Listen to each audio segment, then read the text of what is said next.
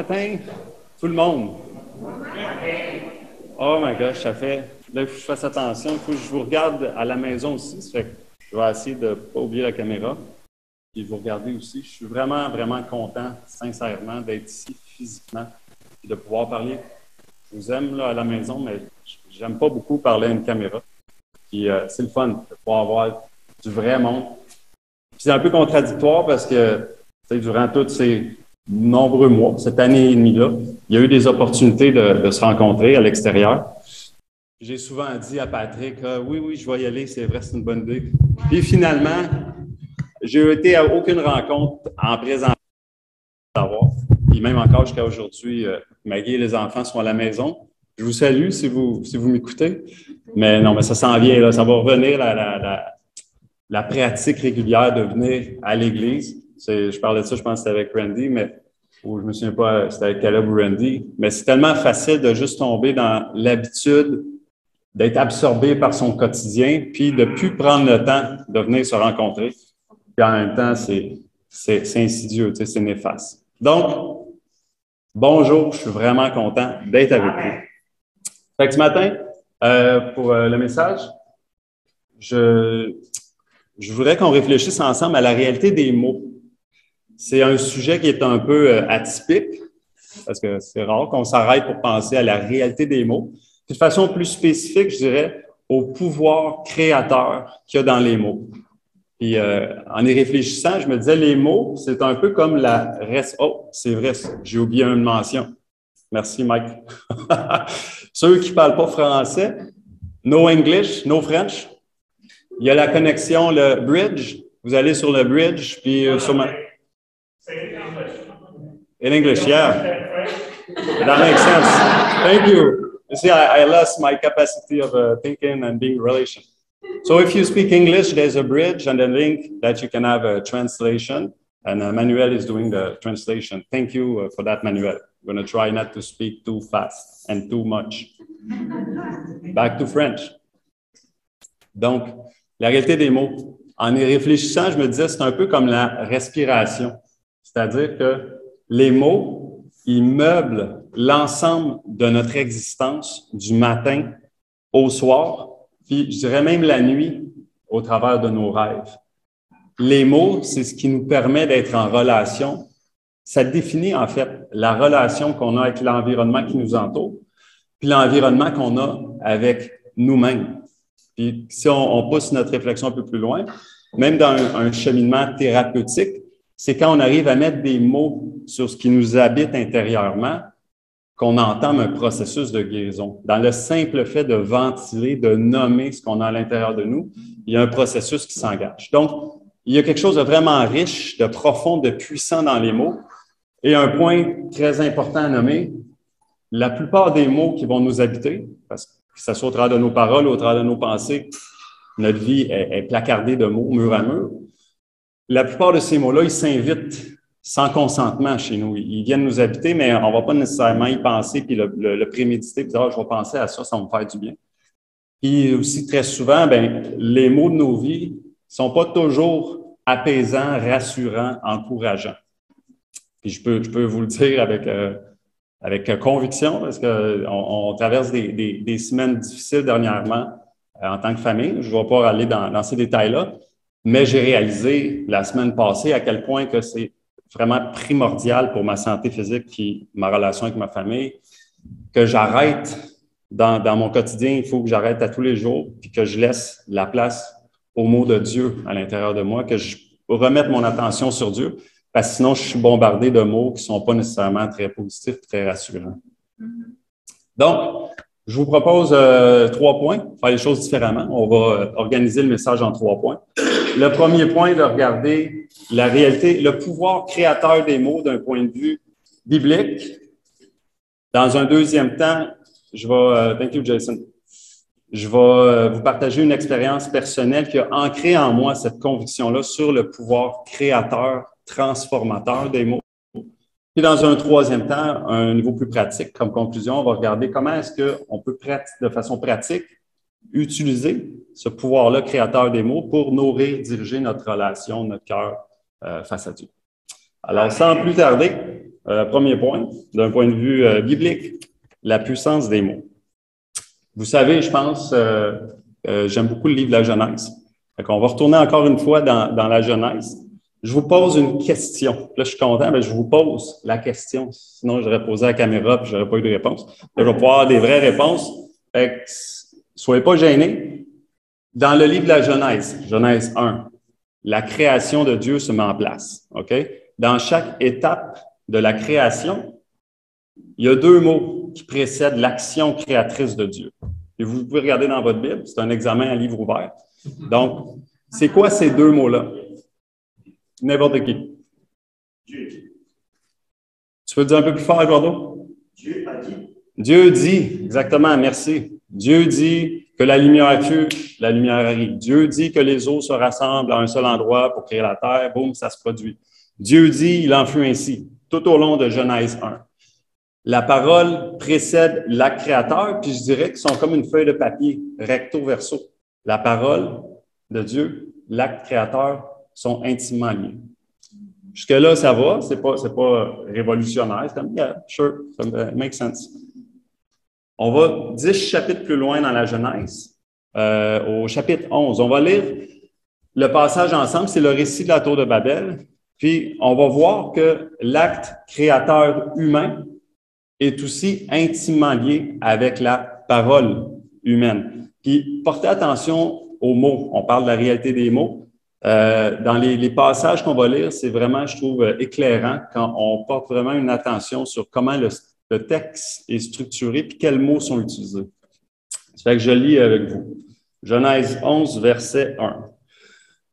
Toute la terre avait une seule langue et les mêmes mots. D'emblée, le chapitre s'ouvre sur la réalité des mots. Mais cette fois, c'est la réalité des mots humains et non celle de Dieu. Comme ils étaient partis de l'Orient, ils trouvèrent une plaine au pays de Shinéar et ils y habitèrent. Ils se dirent l'un à l'autre. Genèse 1, Dieu dit. Genèse 11, ils se dirent l'un à l'autre. Allons, faisons des briques et cuisons-les au feu. Et la brique leur servit de pierre et le bitume leur servit de ciment. Parole humaine, acte créateur qui se met en action. Verset 4. Ils dirent encore les mots. Allons, bâtissons-nous une ville et une tour dont le sommet touche le ciel, et faisons-nous un nom, afin que nous ne soyons pas dispersés sur la surface de toute la terre. Ils dirent, ils passent à l'action. L'Éternel descendit pour voir la ville et la tour que bâtissaient les fils des hommes. Et l'Éternel dit, voici, ils forment un seul peuple et ont tous une même langue. Et c'est là ce qu'ils ont entrepris. Maintenant, rien ne les empêcherait de faire tout ce qu'ils auraient projeté.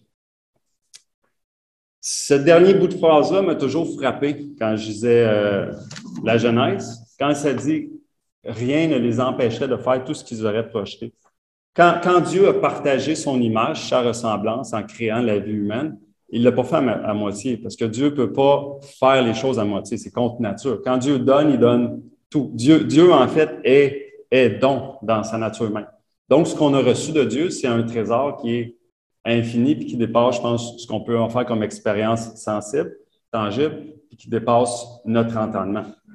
Mais Dieu, quand il regarde l'humanité qui s'égare, il dit « Oh my gosh, le pire est à craindre. » Pas pour Dieu, le pire est à craindre pour nous. Comme il dit Jésus, si la lumière qui est en toi est ténèbres, ô combien seront grandes tes ténèbres? Parce que ce qui nous habite, c'est à la grandeur, c'est à l'image de Dieu. Fait que là, qu'est-ce que Dieu il voit? Il voit l'humanité qui cherche sa réponse en se tournant vers l'extérieur. Ils veulent atteindre le ciel, l'atmosphère. Pourquoi? Parce qu'ils ont oublié que Dieu a déjà déposé son ciel dans l'humanité. La création humaine est le partage du ciel, de la nature de Dieu avec la terre. Mais là, ils se tournent vers l'extérieur. On va construire une tour, puis on va arriver au ciel. L'égarement qui a commencé en Genèse 3, poursuit sa route. Puis, qu'est-ce qu'ils cherchent dans un deuxième temps? Ils cherchent à se créer une identité. Donnons-nous un nom pour se créer une identité. La question identitaire est, surtout aujourd'hui, est au cœur de plusieurs débats. On ne rentre pas là-dedans, mais l'identité sexuelle, l'identité de genre, on cherche à se définir l'identité en tant que peuple.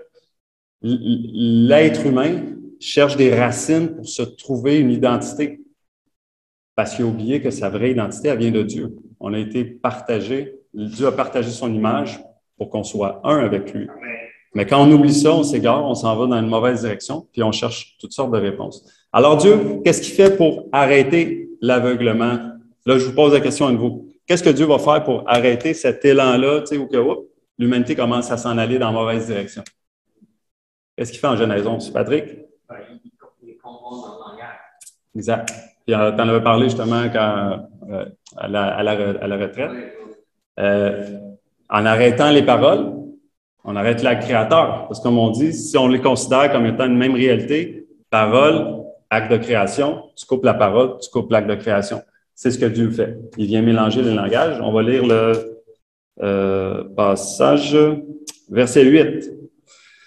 « Allons, descendons et confondons leur langage, afin qu'ils n'entendent plus la langue des uns des autres. » Fait que mon premier point, c'est que dans la Genèse qu'on voit, dès le début du récit biblique, que ce soit pour Dieu ou pour les hommes, parole et acte créateur sont intimement liés. On va faire un saut dans le temps. On va se rendre dans le Nouveau Testament en acte 2. On a vu l'action créatrice de Dieu en Genèse 1, l'action créatrice des hommes en Genèse 11. Quand on se rend en acte 2, on a un partenariat. On a une action créatrice qui vient de Dieu, qui est divine, mais en même temps qui est intimement liée avec l'action humaine.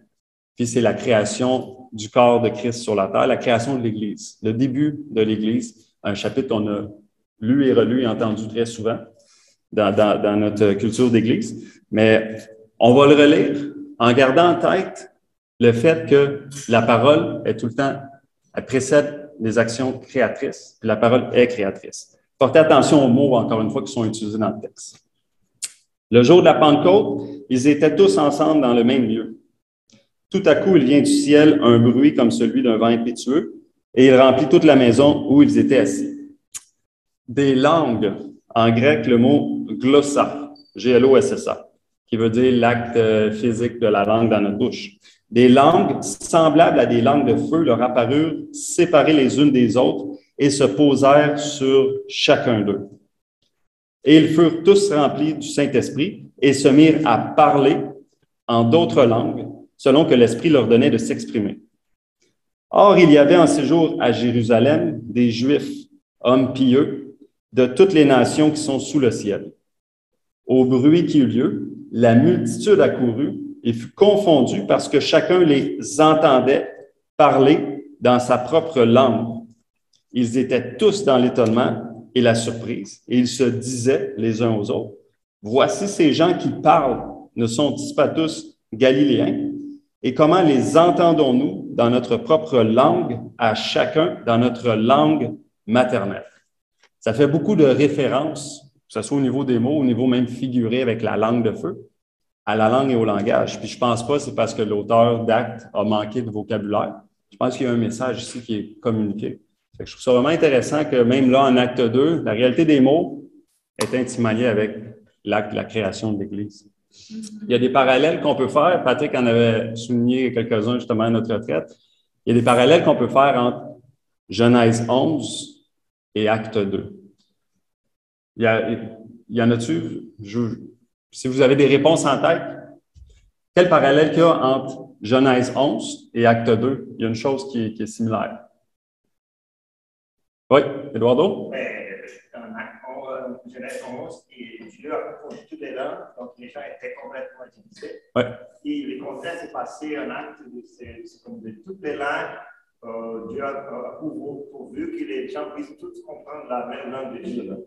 Exact, exact. Dans les deux cas, Genèse 11, il divise en mélangeant les langues. Acte 2, il rassemble, encore une fois, en mélangeant les langues. Excellent. Ça, c'est un premier point. Je vais checker mes notes pour ne pas oublier mes autres points. Dans les deux cas, il est question d'atteindre le ciel. En Acte 11, c'est d'atteindre le ciel au travers de la sagesse humaine avec une tour. En Acte 2, au travers de la sagesse humaine. Puis en Acte 2, c'est d'atteindre le ciel au travers de la sagesse de Dieu avec Jésus. Mais il est question du ciel dans les deux cas. Puis finalement, ça, j'ai déjà dit, Le troisième point, c'est qu'on voit que l'acte créateur va être intimement lié avec la langue, les mots. Alors, au risque de me répéter, la répétition, sans vous souvenir, on en avait parlé dans un autre message, les mots sont créateurs. Les mots sont hyper importants. Puis, encore une fois, je le répète, souvent, dans notre quotidien, il y a très peu de mots qui sont prémédités, qu'on prend le temps de s'arrêter et de dire « ça, je veux que tu rentres, ça, je veux pas que tu rentres ». Donc, c'est super important qu'on s'arrête puis qu'on choisisse volontairement de se laisser être habité par les mots de Dieu pour créer quelque chose qui est à l'image de Dieu, parce que les mots sont créateurs. Donc, ça nous amène au deuxième point, le point d'un partage personnel qui m'a ancré cette conviction-là par rapport à la puissance des mots. Puis c'est intéressant parce que c'est une expérience que j'ai eue dans ma vie à un moment où j'étais plus dans la foi. De 2011 à 2018, j'étais à l'extérieur de la foi chrétienne. Donc, mais durant cette période-là, vous allez voir dans le partage, c'est une situation qui m'a ramené à réaliser, wow, okay, les mots et la prière sont vraiment puissants pour transformer notre expérience et notre perception de la réalité. Donc, on retourne en arrière quand j'étais un jeune enfant, 5 ans, 6 ans, 7 ans. Aussi loin que je peux me souvenir, je sais qu'on n'a pas beaucoup de souvenirs habituellement à ces âges-là, mais il y a quelque chose pour moi qui est très clair dans mon esprit, c'est que j'ai été habité très, très, très tôt dans ma vie, probablement trop tôt, par,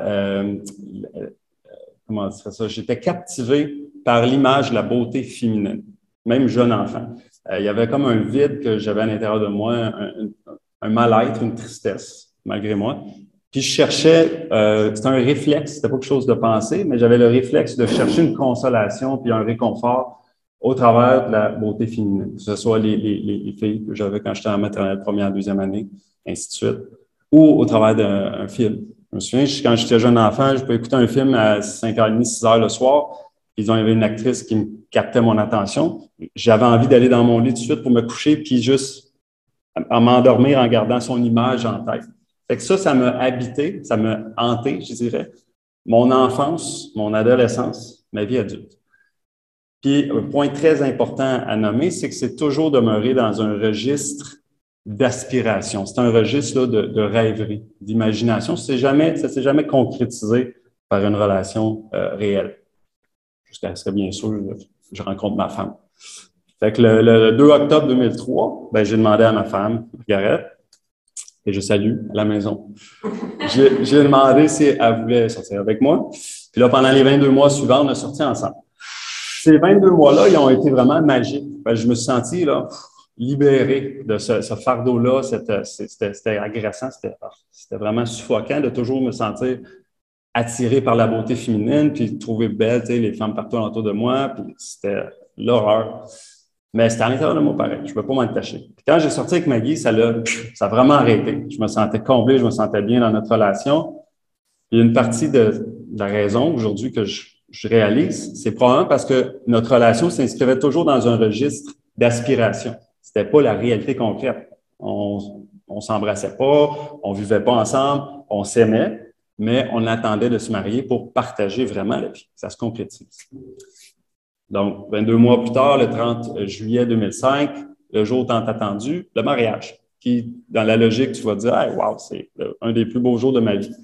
Malheureusement, dans mon cas, ça n'a pas été ça. Ça a été l'inverse. Le jour que je me suis marié, j'ai senti à l'intérieur de moi un mur tomber. Il y a comme un froid qui s'est fait à l'intérieur de moi qui m'empêchait d'offrir une réponse émotionnelle à Maggie. Puis ça va sans dire que ça a vraiment, vraiment blessé beaucoup, beaucoup ma femme. C'est logique, parce qu'elle a senti que je n'étais pas disponible émotionnellement dans notre relation. Puis j'ai commencé à être réhabité, rehanté par cette attirance-là envers la beauté féminine, puis retomber dans un registre plus comme l'imaginaire, mais là, il n'y a plus rien à imaginer. Tu es marié, tu n'as plus rien à espérer et à attendre, c'est fini. Fait que mon cœur n'a pas fait le saut du rêve à la réalité, on va dire de même. Puis ça, c'était en 2005. Puis en août 2013, Maggie est très patiente. On était en vacances à Markham, à Toronto, puis ça passait un événement. Puis là, elle m'a dit, là, babe, t'as vraiment un problème. Fait que va chercher de l'air parce que moi, je suis plus capable. Puis elle avait raison, parce que j'avais vraiment un problème. Fait que je suis allé sur l'ordinateur qu'il y avait dans l'hôtel qu'on était. J'ai commencé tout de suite à chercher, tu sais, à Montréal, un psychologue pour dire que je vais aller voir un psychologue, justement, pour mettre des mots sur ce qui m'habite, puis essayer de me comprendre, puis de faire les nœuds, tu sais, qui m'habitent. Fait que j'ai commencé ce cheminement-là thérapeutique avec un psychologue pendant quelques mois. Puis au travers de ces rencontres-là, en sortant d'une rencontre, un moment donné, ça m'est venu l'idée, je vais me créer une phrase que je vais répéter à répétition, comme un mantra, pour essayer de changer l'état de mon cœur. Puis c'était particulier parce qu'à l'époque, je priais pas, je méditais à tous les matins, mais c'était une méditation où je n'entretenais pas des pensées conscientes. C'est une posture, tu ramènes ton attention sur la posture, la respiration, mais tout ce qui est pensé quand je me rends compte, je pense, je laisse aller, tu sais, je m'attache pas. Mais là, je m'étais dit, je vais créer une prière que je vais répéter à répétition. J'ai fait ça. J'ai martelé deux phrases que je me suis créées. Et tous les matins, pendant que je méditais, je martelais cette phrase-là à l'intérieur de moi. Dans la journée, quand j'y pensais, j'étais dans l'auto, je me répétais la phrase. Puis le résultat, il a été vraiment, vraiment fulgurant. J'ai senti, j'ai vu une transformation, un espace s'ouvrir à l'intérieur de moi. Puis je suis devenu disponible dans ma relation avec Maggie. Puis elle-même l'a senti. Tu sais, comme quand je disais que je t'aime, je la rassurais, je disais, mais je le sens, là, c'est vrai. Je le sais. Ça n'a pas réglé tous nos problèmes parce que des fois, tu sais, justement, des blessures prennent du temps à guérir. Moi, j'ai géré cette bébête-là parmi d'autres à l'intérieur de moi. Là, le cheminement continue, tu sais, c'est pas notre relation n'est pas parfaite, loin de là, mais cet aspect-là a été transformé par la répétition de mots. Donc, c'est le point que je voulais partager, à quel point les mots qu'on répète à l'intérieur de nous ont le pouvoir de transformer notre intériorité et ont le pouvoir de transformer notre extériorité parce que ce qui nous habite va influencer à coup sûr ce qui nous habite aussi alentour. Les deux sont vraiment liés. Fait que ça nous amène à notre troisième point. Concrètement, tu sais, qu'est-ce qu'on fait avec ça? J'aimerais ça qu'on reste dans cette optique-là, de la répétition des mots. Parce qu'il y a un passage dans l'Évangile de Matthieu, dans le récit du jardin de Gethsémani, qui m'a toujours frappé. Même jeune chrétien, ça attirait mon attention. Je trouvais ça inspirant, je trouvais ça beau. Le jardin de Gethsémani, bon, on se souvient le récit. Jésus est submergé d'angoisse, de crainte, de peur, parce qu'il sait ce qui l'attend à la croix, il ne veut pas y aller. Il prie. Là, il demande à ses disciples d'aller rester éveillés avec lui. Pendant que lui, il prie, il les retrouve endormis. Mais il y a une phrase spécifique dans l'Évangile de Matthieu qui vient juste dans cet évangile-là. Ça dit que la troisième fois que Jésus y retourne, qu'il retrouve encore ses disciples endormis, il dit OK, il s'en retourne prier. Ça dit que Jésus retourna prier en répétant les mêmes paroles. Là, les deux phrases qu'il dit, c'est selon comment c'est ramené dans l'Évangile. Père, s'il est possible que cette coupe s'éloigne de moi, mais que ça soit ta volonté, pas la mienne. La deuxième prière, Père, s'il n'est pas possible que cette coupe s'éloigne de moi, que ta volonté soit faite. Donc, l'Évangile de Matthieu dépeint un Jésus qui répète les mêmes paroles, puis en répétant les mêmes paroles, il vient à trouver la paix. Il retrouve la vérité qui rend libre. Il se retrouve intérieurement libre parce qu'en répétant les mêmes paroles, il a réussi à demeurer, à s'accrocher à la réalité de Dieu qui l'a ramené dans une perspective libératrice, puis qui a permis d'aller à la croix.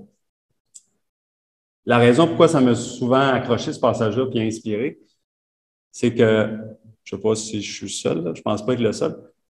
C'est pas toujours facile de prier. On le sait tout que les mots sont créateurs, les mots sont puissants, donc la prière est créatrice, elle est puissante.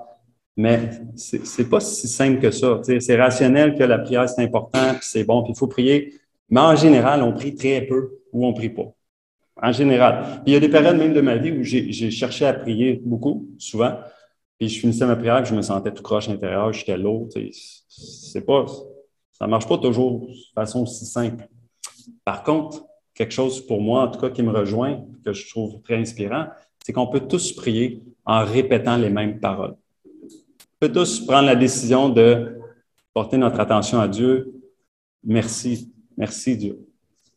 Merci Dieu. On peut laisser rebondir en nous un merci en l'offrant à Dieu autant qu'on veut dans la journée. On peut s'arrêter et dire, maintenant, je te remercie Dieu. Je te remercie Dieu. C'est sûr, si on prie quelqu'un, ça fait drôle parce que on va dire, OK, T'as-tu fini ta prière? Merci Dieu. Merci.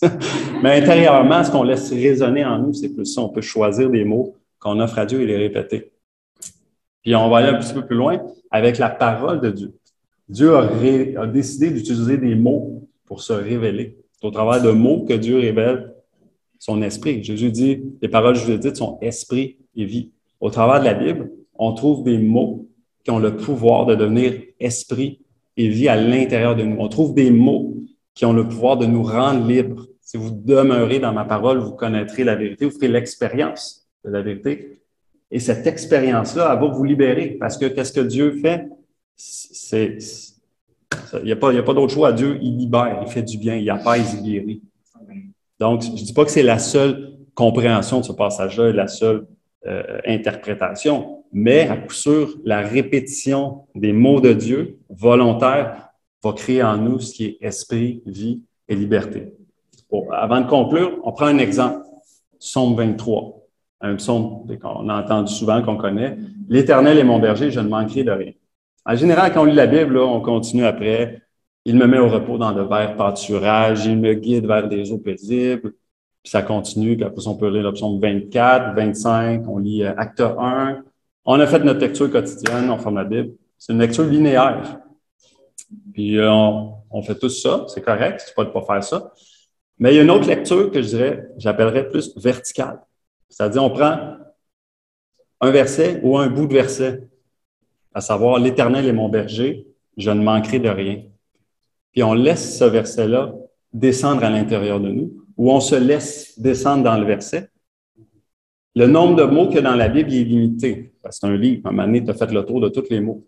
Mais ce qu'on peut découvrir au travers des mots de la Bible, c'est infini. L'expérience qu'on peut découvrir en laissant résonner en nous « L'Éternel est mon berger, je ne manquerai de rien ». Puis vous essayerez l'expérience. J'ai assis cette semaine, puis c'était assez révélateur. Là. Il s'agit que je garde l'habitude de le faire.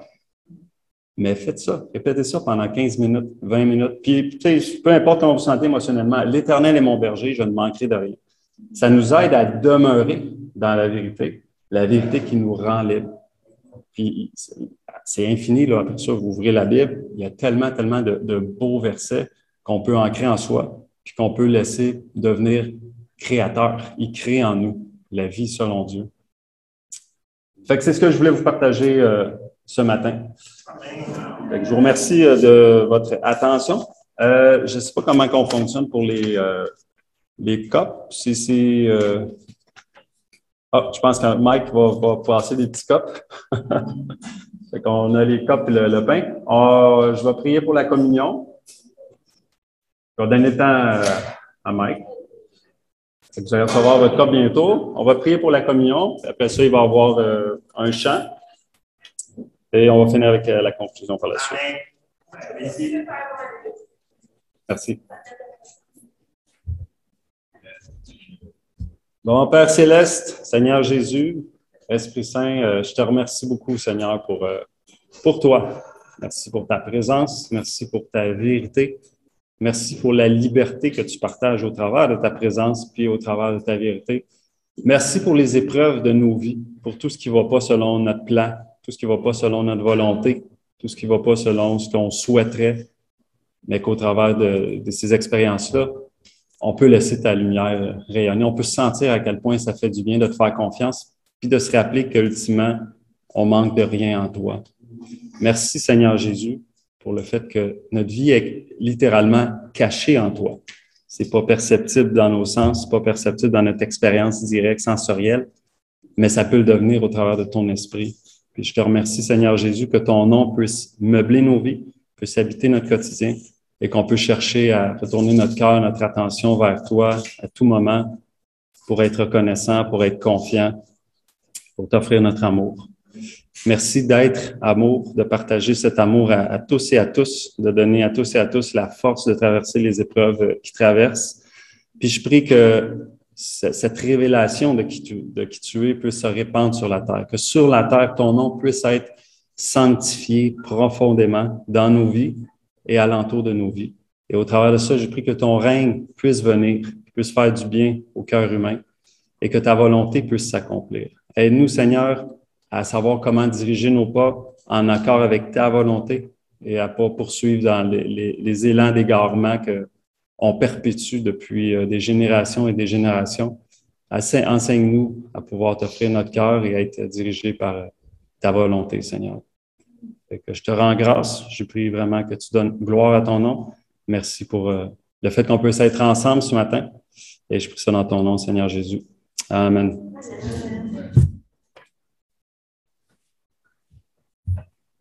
Je vous invite à vous lever. On va chanter Holy Spirit ensemble.